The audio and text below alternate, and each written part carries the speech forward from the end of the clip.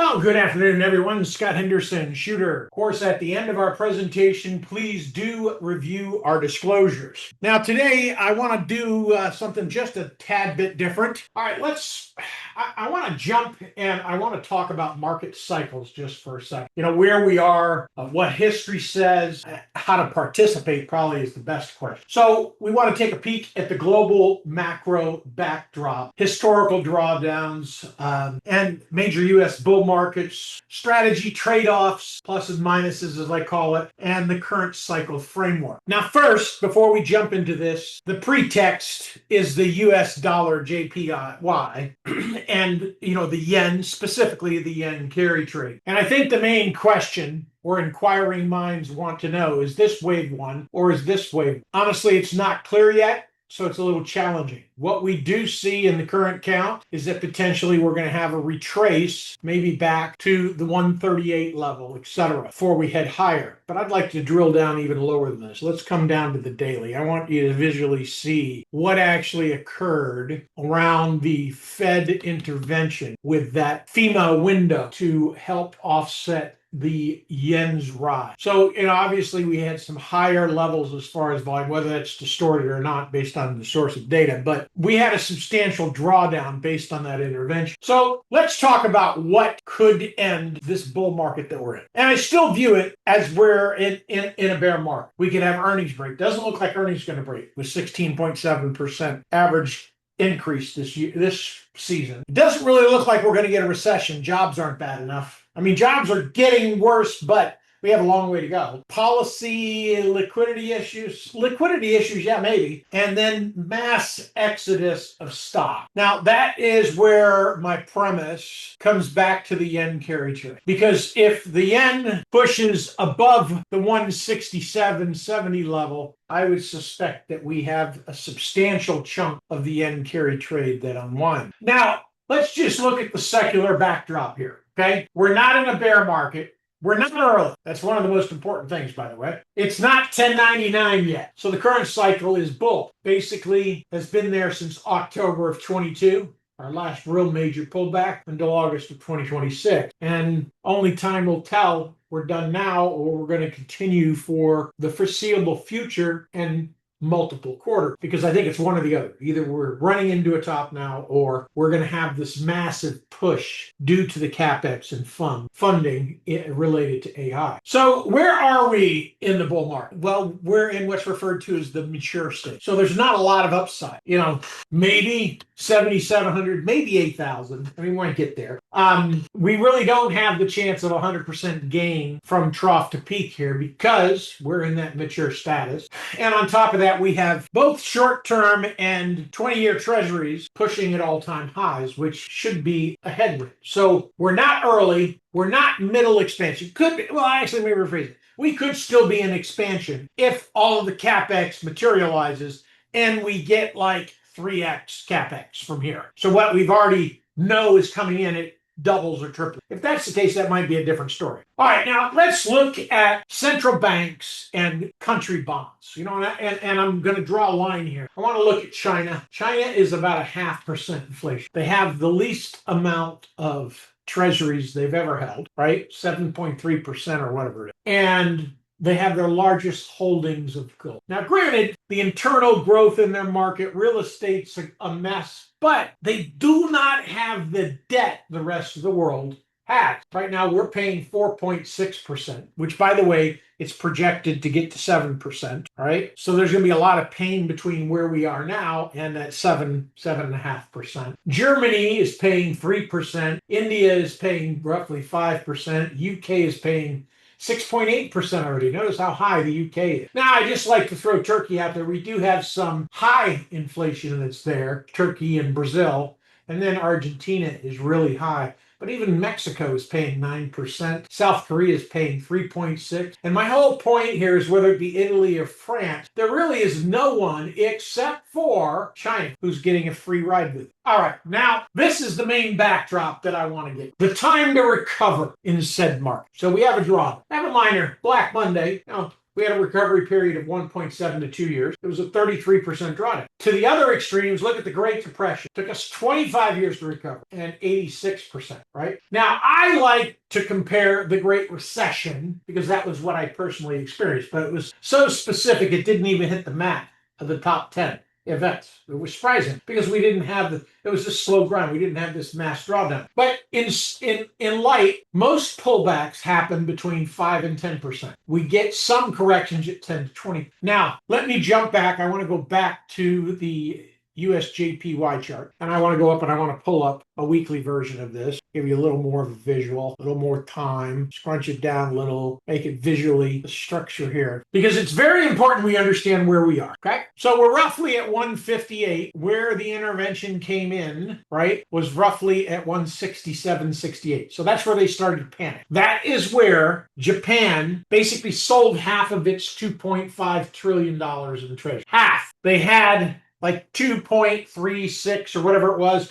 They now have like 1.17 trillion in U.S. Treasury. So they cut it in half, 50%. That freaking panicked the Fed, which is why we have that FIMA window. Reason is because right now Japan is the only person basically besides internal sales of U.S. Treasuries that is funding the U.S. debt. See, I'm going to say that again. Right now, Japan is carrying such a huge block of financing the U.S. debt. It's too big to fail. We need to really think about it. So if this FEMA facility is expanded, it's not been, at least I didn't notice today, but it probably will be expanded. But the challenging part is in my research, and I put out an article on this earlier in the week, the 10-day paradox. 10-day paradox is really simple. When monetary policy has to intervene in currency, typically the fix lasts between 1 and 10 days. Well, right now we're at 10 days. We've recovered basically half, $80 billion or $60 billion, whatever that number was, just basically gone.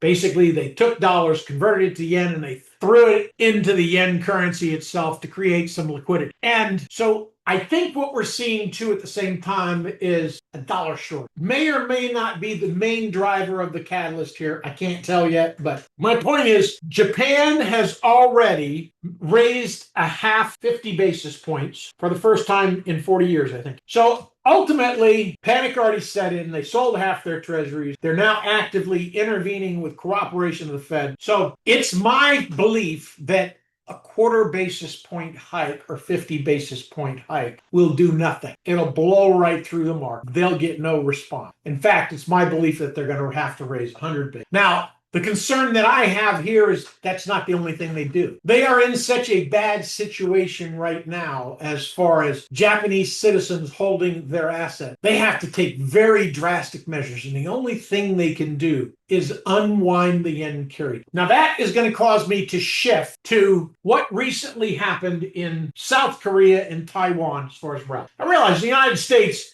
is not the only place where people borrowed money in the yen at 0% interest rate and invested it somewhere in a country or a stock or bond or whatever, 4, 5, 7%, whatever they might get. Obviously, South Korea, because they're a dominant chip player. It's my belief that they unwound South Korea and the rest of Asia, trying to give the U.S. a little more time to come up with a remedy for this problem, or in the hopes they come up with another alternative fix to the quagmire they're in. So I think that drove that sell of semiconductor. Now, there's another piece to the puzzle I'm going to bring in. There is a rumor that we need 100x the power supply that we currently have in the world to build the AI infrastructure that everyone has proposed. The only person that really is outside that loop is SpaceX, because they're going to put it in space and use solar, so they don't have to deal with the earthly constraints, let's say. So all of these elevated chip sales, everything else, hardware, programming, data centers, are based on the concept that we can grow 100x. Well, I've pretty much come to the conclusion with my research, I don't think we're capable of doing that in 3 years, let alone 5 years. And it might take us longer than, because the infrastructure itself to move that much power, unless we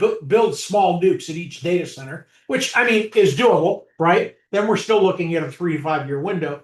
But just like we're having a pushback with data centers, that same thing is going to happen there. People are going to push back with power in their backyard, especially rural America. So in short, I don't think we're going 100x. I don't think we're going 50x. So that means we still have not repriced for the reality of the growth that we have. We keep getting these bursts of of euphoria, aka what Microsoft did coming into earnings, their announcements, what Meta did with their announcement of doing this and doing that, but realize 3 of their data centers are already shelved, they're dead. The one that they're building, a very large one in Texas, is put on hold, right? So that, even though I think the market is hearing that, I don't think it's actually washed into the reality of price yet, because most of now realize all of these Mag 7s have now spent their reserves, quote unquote, CapEx, to go after AI, but yet they don't have the power to run the infrastructure. So what's that going to do to their? We literally could see a reverse trade in the Magnificent Seven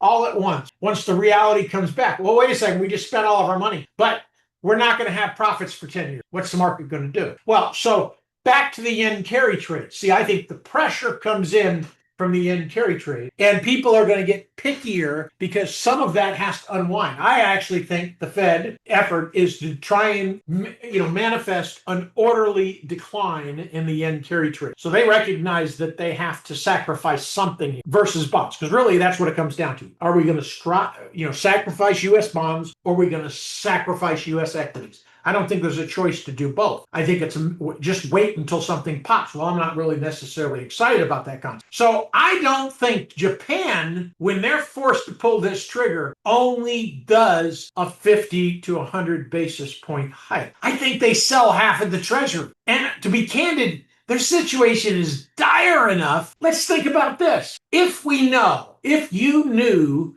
that your equity value was going to take a haircut of 20%. And that may wash into the face value you can get for a U.S. bond or treasury, right? Why would you hold them? I mean, the reality is the U.S. government is charging them 3.75%, which, by the way, I posted in that article, and I would strongly suggest you review it because it breaks down what's going on there really in detail of what I see here. All right, so now to my next slide, so to speak. Trying not to be too wordy here because I did cover quite a little bit, but realize that's probably about 3 weeks of research of what I've come into with you now. And, actually I've been looking at it lunatic. So let's look at the last 10 bull market, because here's basically the scenario. We're at the top. I don't really want to own the heat for any drawdown here. I don't, okay? Because I don't see that much upside unless some dynamics change. And we'll know that. All of a sudden we have a power source for AI, okay? All of a sudden we start hearing about all these power agreements are approved. We're now moving forward with 100 gigawatts, right? I mean, right now, out of the 35 gigawatts that they have proposed, like 18 are built and have power issues. The current build, not the future build, not the ones they plan to build. The current build. So we're already running into that bottleneck, and there really is not a remedy. It's just like Elon Musk buying, the national natural gas generator entity because the backlog for GE was out to 2030. He couldn't get them until 2030. So his only option was to buy the company and cancel the orders they had. That's pretty aggressive, right? Especially, and he bought it privately, didn't buy it with the company. So he's expecting some conflict in his acquisition of that. So that's why he bought it privately. He didn't want to put it underneath companies because it might find some regulatory scrutiny, and he needs the power. But looking back at the 10 major U.S. bull markets, if we look at the 1980 to 1990 tech boom, from the bottom, we had roughly a 450, 500% increase. The COVID rebound, we had 114%, right? 1950, 60, and 70s, we roughly had, from those drawdowns, now notice how frequent, the 1957 to 61, right? Bull market, the 62 to 66, another 80%. But the reality is there's not a tremendous amount of upside. Early 70s, we got about a 74% return. Be frank, you might have been better off just pulling the yields at that time, because in the late 70s and early 80s, we were paying quite a decent amount of interest, especially at the banks. I mean, I think maybe it was 82 or 84. I think I recall a 14% rate there. But my main point is that we want to try and catch what I classify as the mountain base. Now, I'm just going to go to strategy for a second because I found three camps, everything that I looked at. And the reason is over a lengthy position trade, there really are only a few concepts that work. One, buy and hold. So you stay fully vested all the time. And this is probably not the time to do that if you're not fully invested, but just hold, take the heat. Right? You should fully absorb any correction between 10 and 19, 20%. However, those prior drawdowns in the range where we had those significant flushes, right? 50, 38%. Obviously, all of these main flushes, you didn't absorb them, right? So right now, I don't think being fully invested is the right strategy. However, I do agree with 821 EMA. And the reason 821 EMA is really simple. Above the 8-day, you stay long. Right? Below the 8-day, you trim, right? Below the 21-day, you exit, right? Then when the 21 EMA crosses back up, or if we cross back above with price above the 21 EMA, because they both can occur in the same leg, but at different times, whichever is first, right?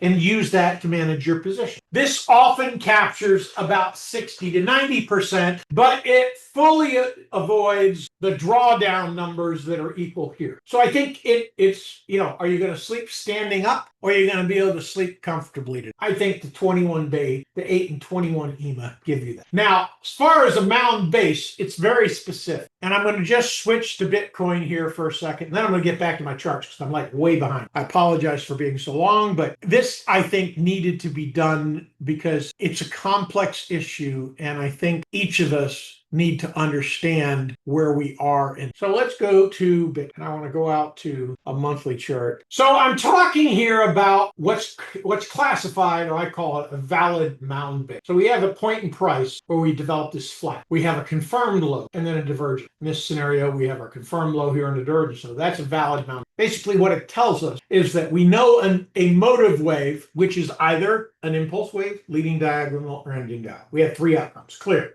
Precise. It's going to occur more than 80% of the time. So we know we should head into an upline once we have a valid mountain base. So in that scenario, we want to look for those. And those can happen at different breadths and depths at different points. This is also a valid mountain base here, right? This is also a valid mountain base here, right? This is not, by the way. However, this is also a valid mountain. And basically what makes up a valid mountain base is a confirming low and a divergent low in price. And then that price must take out the prior low or high, which is right here, of the candle before the breakdown. I mean, just after the breakdown. So that major box. Once it gets back up here, it confirms we're going to be in a motive wave back to the upside. Very, very tight box. We can scan for it. We can see it in the stocks. All right. Now, a number of stocks that I posted in Chartbook had that criteria. But my point is, I think this is the most prudent way for us to build out positions at this stage. And I'm sort of coaching and mentoring now. My whole focus is, okay, we're going to try and stay in the game as much as we can with the positions that are there. We try and trade on the right side of the fence of positions that should head in the right direction with the market dynamics that we have. And with that, let me jump into, I want to go over gold. By the way, after the close, we had some of the largest orders that hit gold. At this point, I don't believe that we head lower. I believe that we're going to head higher. So structurally, I'm still thinking, hey, maybe we come back and test this shelf, mostly because the fib levels are measuring the golden box here for me. But once this is beyond us, then we are heading for, the 3618 from here on the next leg. So we have a confirmed wave 1, wave 2 is complete. We've put in wave 3, I believe. Not as clean as I would like as far as the peaking drives, not as aggressive. But the catalyst is clearly there. Now, I believe this will survive. The reason is what's going on in the yen is going to support central banks buying gold, period. Until that wins, I don't think it changes. On top of that, we had some beautiful volume off of the lows this morning. We've now taken out that lower high, which is one of the conditions from that valid mound base, which we had right here. So we have now broken out. It's now confirmed that we are in a motive, right? Which is why I put that position. Now, SLV, same scenario, same look. So I am looking just for these boxes. Really, this box, silver hasn't taken out the box. Reason is that's our breakdown box. So we need to really take out this 60-34. We wick right to it. I'm still holding a position on it because I think it happens. right? I basically put on a position when it went here, right? So both gold and silver are under the thesis of if the market deteriorates further, they excel to the upside. So, of course, I would rather hold that position. Now, one of our subscribers, one of our members, had asked me a question about FXY. In some of the comments I made, well, is that a good time to buy? Well, yes, I actually like the USJPY and how it handled it better for directional because it's likely to continue back in its same direction and it moved more aggressively than FXY did as far as the intervention. So to me, that is only a hedge at this point because one, it didn't respond the way that I wanted to, right? Two, it didn't take out the minimum FOMO moving in that direction. In other words, it didn't take out the 382 fib. So those two conditions itself puts it off to the left-hand side. It's really, Mr. Market didn't like that move, didn't want to support it, didn't want to back it. Why should I? That's sort of my thought pattern. Now, UUU is solely a magnetics trade. Reason is they are basically have the control of whatever U.S. market we're going to have. And I think with what's going on with China and their continued restrictions, I don't see that waning. I don't see that scenario changing. So again, this is a name that has some kind of catalyst besides a toppy or a corrective stock market in general. So I think it's something that will continue to build up to the upside. And, I think we were in around $12. So we don't have a bad spot as far as I would rather have had 9, but I didn't pull the trigger until we pulled back above this little spot down. The next name is SpaceX. Now I closed like a lunatic. I don't know why. I look back at it and I'm like, man, why did you close that? But I did close my position simply because I didn't want to hold the heat through that second round of the shares that were used in the IPO that could sell. And that comes up August 21st. And the August 6th block started selling 4 or 5 days before. So I sold. However, I was wrong. I took it out at this peak, back test real shallow, should have entered back in it there, and then it kept going. So the way I'm looking at this is peaking drive 1. This is grouping 2. So we still have a third drive here. And then it probably still runs to 176. I'm hoping it pulls back somewhere in this ledge here to give me a shot to get back into it. But most I'm going to do is cash secured books pretty deep. If I do them, it's going to be down here around this 125 level. Simply, I want to wait until that second block of stock sells or becomes available to sell. And I want to see how hard it hits. Because the reality is that's what all this was. Everybody was selling, thinking that everybody was going to be able to sell it once those shares became available. And, we had quite a decent pullback, 147 down to 133. So, roughly $14. Okay. So, clearly we could end up back at 120. So that's just my thought there. All right, let's look at some names that everybody wanted me to look at. GNRC, I like it. I look at this as wave 1. Forgive me, I'm going to draw quick. So we should put in a wave 3 here. This should be a minor wave. So we should put in an intermediate wave right behind that. Do something like this. Okay, then that migrates to an impulse wave and it continues to expand. So I think the 277 number is very viable from here on Generac. And it trades well once it takes off this floor. Notice how tight it was down here on this floor. So this gap right here, this buy-side imbalance, is right where we went. We wicked right into it, held it. So there's a couple of things there that I like. First of all, confirming low was here, divergent low was here. So you have a couple of things that support that thought mechanism. Now, Micron, we had a huge order blocks today coming in at the close to the short side. So my fib tool, and then by the way, when it is red, that means it's a sell, not a buy. The yellow box is the buy. And that's targeting a move maybe down to 550. Yeah, we're still vetting that strategy, whether or not it is more viable than something else, because I have multiple scenarios. In other words, I want to see what the bull case is. I also want to see what the bear case is. So I want to know the line in the sand when I'm right and the line in the sand when I'm wrong. All right. So we can hold the runners and then cut the losers as quick as we can. I'm still thinking unless Micron breaks below this 652, the upside is still intact. Let me go out to the weekly so you can get a full visual on how aggressive that leg is. So, Cycle wave one could measure, and I'm just basically looking at my peak. Peak one, peak two. Typically, peak three is equal or similar. So this is shallow. That's conservative. So, I mean, we literally could break to 2000. Now, I don't know that we get to 2000 by the end of the year, but we still could. I think first, second quarter, maybe, or a little bit later next year. And obviously, that's without noise that we have currently hitting the market. Clean spark, just don't like it here. Looks like a impulse wave down for me. Come down to the Davy, just look at that a little deeper. Why? So, this was our one, this was our two. So we had a stop run, wicks all the way up to the top. It got a decent flush, dead cat bounce, boom, consolidated there, did not get back above it, kept testing the lows, broke down below the lows. That's where we are now. This should be a minimum extension here to the downside of maybe something to this degree. So that is our B. And C should come in something minimal, a little bit lower than where we are here. Maybe around 12 bucks, 11.50, whatever that is right there. So it's not ready. I actually would like it right here at this buy-side imbalance between this gap and here. Down here around 958 is a good spot, I think. Now, Mara, I'm going to talk about Mr. Market here a second, because Mr. Market, sometimes it likes what we see or what we think we see, and sometimes it doesn't. So the deal that Marathon was going to convert to AI infrastructure, market didn't like it. Mr. Market didn't like it for whatever reason. I don't know why. I haven't dug down in it. I just know they didn't like it. So for that reason, I don't really have a huge interest in chasing this one. It's not like Cypher. Cypher just boom and ran, right? So when I get a tell like that from the market, where my assumption would be if Mr. Market liked it, we would be testing these highs back around 1250, and we're not. So that implies a little deeper weakness. On top of that, if I bring in an ABC structure and just look at equality here, I see something like this, right? And the reason being is if you look at this is an impulse. That's wave one, wave two, wave three, wave four, ending diagonal, wave five, right? So we took this flat. We didn't put it at the bottom. If this held, then we probably were going now, but that didn't hold. Okay, we broke below it. So we now have tested this high here, this high here.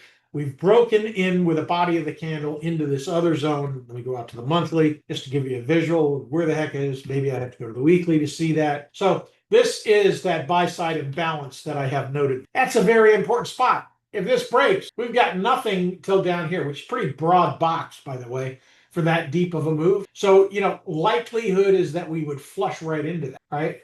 Or it's the lower box and not the bigger candle on the second time, which it could be. Give it to me. So the lower box would look something like this right down here. Versus if it's, and honestly, I don't have a way to distinguish that. I just know there's a buy-side imbalance here, and it's an expansion balance. So that whole range is viable for me. So it gets down to 50% of that, roughly about 596. Now I'm going to start watching where my RSI is, where my MACD was. Right now it's flat, middle, it's doing nothing. There's no energy there, right? And price sort of indicates that as well. So Mara is not ready. ZTS. Now, once we broke below this low right here, that was done to the down. If you were trying to get long, that's where your stop should have. Let me come out to the monthly. I just want to give you a bigger visual on this one. So we have this buy-side imbalance. There's a little shot, and we could go lower. I mean, the reality is there's a sell-side imbalance right here, right? Buy-side imbalance here. So either one. It depends on which holds. That wick, that little shelf is held to some degree. We didn't take out the body, so I think this holds first to get a bounce. Then if we get rejection, it probably heads a little lower. So I think we're heading down here. Challenging part is looking at the impulse wave versus an ABC. This is our A, this is our B, this is our C. If it's done, that's what we have here. If it's not done, we've got this impulse, which really is a leading diagonal, because 2 is broader than 4, or looks like it. We have to clear 50% of this candle. I don't think it gets that broad. I think it stays very shallow, and then it flushes maybe to about 50% of what wave 3 was. Is the most likely outcome in my book. So ZTS, no, I'm not interested in it here. RSI is still confirming. MACD is wide open. Takes above this, it takes out this wick at 83.42. I get a little more interested. Now, Oracle is very interesting here. Now, it's whenever I have a trade that I'm wrong on, I don't trade it for a while. Sometimes it's a couple weeks, sometimes it's a couple months, and there's a couple of them that I haven't traded for a couple of years. Maybe because I've repetitively been wrong. I may have won with it a couple of times, but when I'm repetitively wrong, I tend to stay away from it, which is one of the reasons I'm staying away from TLT at the moment. The reason is if I don't have a good bead on the symbol and I can't read price, right? There are other names that I have a better barometer on, so I stick with that. That's my mindset. Right or wrong, don't. But it does look like we're in an impulse wave, maybe heading back to about 205. Gets pulled back to about 50% of that candle. You might see me chase it too. So that looks halfway decent here. BE has definitely recovered. I think this head and shoulder is still viable. It's now moved over. It's a little distorted. So it might not be that deep of a head and shoulder. Maybe something like this is probably more viable at this point, I would think, just looking at the structure. However, this trend support here probably holds, right? So if we flag here, get any kind of decent flag, little rejection on the flag, pointed, descending triangle kind of look, then it's probably going to bounce out. We're heading towards these ATRs. Out of energy, that 100X, BE is in a great spot, just to be candid. However, I'm just not chasing anything here at this point until I get some comfort with what's going on unless I have another thesis. In other words, it's going to move when the market. That's really my thought. I don't think many stocks are if we have the yen carry trade unwind and Japan hikes rates at the same time. I think everything, and even some of the names that I might be in might own some. But I think they have a catalyst, specifically gold and silver, that some other names may not have. All right. So looking at SIDU, it's coming off the base here. What I don't like about this is it broke below this sell side imbalance. Body's closed before, extremely weak for me. So it needs to clear back above this wick at 303 for me really to get interested long. Otherwise, it's fade. And realize these consolidation zones, they can last forever. They don't have to end, which is one reason I avoid them. When I see them, unless I have a defining valid mound base, right? Which we have a confirming low. Right? We have a divergent low. This is mound base. But what I don't like about this is how big, because literally this thing measures all the way there. So how the heck do you measure that? You're going from $2 to $18 before you even get validation that your mound is there's just no way to measure that. There's other names that I have a better grasp on than SIDU. Okay, just in a nutshell. However, I do have it as an accumulate because of where it is on the chart. If somebody happens to like that sector, that piece, it's probably worth a small piece, but nothing huge. All right, TE right now still does not look done. I'm measuring it as a ABC with an elongated C at this point. May even just be an extended C. Nah, I'd have to call it an elongated C there. However, it's just as easy an impulse down. So that would look something like this. So we should get a little bounce, which we've already gotten. And we put in the final wave 5, which most likely comes and takes, could hold here. We really could. We could come right here, test 50% of this, good spot for it to hold by, right? Not only that, you have this cascading wick. So this is flushing drive 1, flushing drive 2, flushing drive 3, and equality would be somewhere around 312, all right? Totally doable down there. So I like it better at 312 than I do at $6. Be very candid. All right, NBIS. Now, this morning, as soon as I opened, started looking at names, I'm like, okay, I'm going to buy NBI. I started looking at all that crap on Japan again, and I was like, man, there's just too much of a chance these guys just give us a huge rug pull. And look what we did. And we ran, didn't even slow down. It's still viable. Chances are we get a second general, 50-75% the size of this candle next week. And then we probably get a third one. Then we get a rejection, which will probably come back and hold this wick, I would think, around 259. And then we ultimate head towards about 395. So that is the name that we should hold, but we don't at the moment. However, I'm not chasing it here because it's just too elevated. It's not the scenario. I would rather wait for a valid mound base that I catch. Valid mound base breaks out above. I've got all this room to the upside if I'm right, okay? In this scenario, it's an ending diagonal, right? So we can go just a little bit above where our prior 3 was, and we're done. Right? It may give us something that's a little more euphoric, but not quite euphoria. And then euphoria is going to put us right into this box. So the maximum upside I have here is between 258 and 400. Versus here, I was at $48, and my upside on there was $250. So I have a 4x difference in trade versus maybe I get 1x. Maybe. I don't think I get 1x, right? I think I get about 50% max. Still not a bad trade, but I would rather hunt for a valid mound base. Let's look at AIRO. I think it's a good spot to enter. Confirms above 996. I think it's a shallow push. Rejects here. then we get a pullback, maybe to about 960. To me, this might be a better spot. If we get rejection, you want to watch for rejection right here. We get rejection here. I'd cut and run. I wouldn't hold. If we start seeing wicks like this here, right, then we're going to pull back, and you maybe only made 50 cents or a buck or $1.50 or whatever it was, but you'll still probably get a better price as far as entry because this likely is consolidating. Now, it is a valid mound base at this point. So once it does break back above this, it's going to confirm that motive wave up there. Then we're looking at, when it breaks out here, we're looking at a move to 30 bucks. So it is something that we want. USMC, I just came right off those lows. For a minute there, I thought it was going to give us a full reversion, to be very candid, just with the look. Yeah. The challenging about small caps and moody names, and I'm going to classify unusual machines as a moody name, it is well positioned for AI, but at the same time, any not so good news is going to tank this thing quickly. So I just can't suggest to buy it here at 27 because of where we are.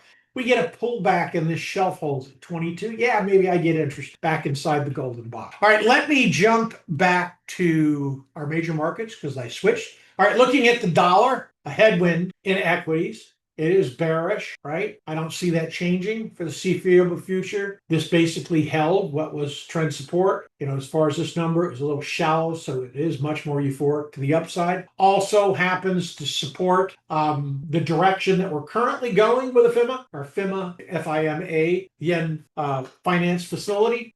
However, the yen blasts back up north. That's what this drawdown was caused. So, that could break this and head back to the downside. All right, TLT. We're at all-time lows, basically, or close to all-time lows. Actually, yes, we are at all-time lows. However, I'm still thinking we get down to 80 bucks, and I think there's even a chance that we get it 75 or 77. And the reason being is I don't think, and there's just a couple of people I fully respect in bonds, and I have limited exposure in bonds, but I have a lot more exposure than most, and most of them are calling for 7 to 750 in 20 years, and we're gonna have a lot of pain.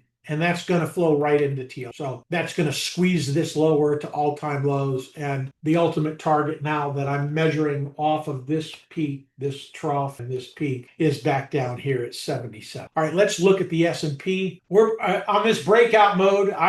Either the Fed is intervening and holding this, which I don't think that's the case with earnings, but I think there is just enough capital flowing around between this CapEx. Look at what Tesla raised. Where did that money go? How many people borrowed against those gains and invested either in more Tesla stock, more SpaceX stock, or something else? Because you have to realize that there were a crap load of millionaires and quite a few billionaires that were grown out of that transaction alone. So in that sense, I don't see us stopping here. I see this as peaking drive 1. Peaking drive 2 should measure equal to this trough, to this peak. So in that scenario, we should get our peaking drive 2 here in this mound, and then get a peaking drive 3 in it end, and then we get a retrace somewhere around here, and then we put in our wave 5. So this is our base. This is wave 1. This is wave 2. So we're going to come in and put a wave 3, a wave 4, and a wave 5, and that's how I have this measured. Let's take a look at the NASDAQ. Now, the NASDAQ is a little muddier, so to speak. We have my fib projections mixing. When that happens, it implies we're going to have a stop run here. So that would mean that we take out this 749, put in 750.3 or 752, whatever it might be. That's a stop run. They pull the tape, and then we go back and test these lows, which is what I see in this map. On top of that is right where the buy box is. However, this wick here was a buy, and if Japan wasn't there, I'd be in a hell of a lot more names. Actually, I would probably be close to 80% vested if we didn't have this issue going on with Japan. So, and that is a quagmire for me to be in it. All right, so let's look at semis. Nice recovery off of the lows. Again, a euphoric. We did not retrace 382. Again, continuation is the game here. I think we head up towards about 780, 790, unless we have some kind of catalyst from Japan that sort of drives us a little bit lower. Now, just quickly, Bitcoin.